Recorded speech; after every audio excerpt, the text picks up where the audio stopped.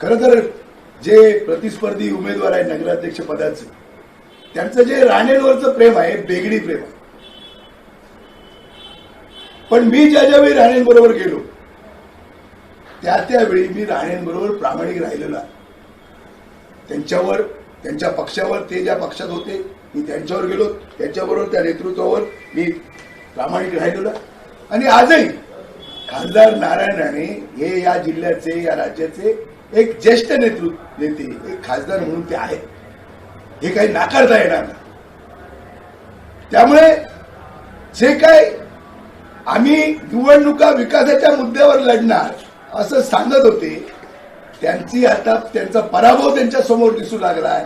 आणि म्हणून कुठेतरी भावनिक अशा प्रकारचे मुद्दे काढून त्याच्यामध्ये हेच स्वतः सहभागी होते, हेच अग्रेसर होते, हेच पुढे होते. आणि आज पराभवाची चाहूल लागल्यानंतर कुठेतरी मी राणेंचा कट्टर निष्ठावंत आहे. कणकवलीकर जनता नलावडेनं ओळखते ना. गेल्या 20 वर्षामध्ये तुम्ही काय बोलत होता, कशा पद्धतीनं तुम्ही वागत होता,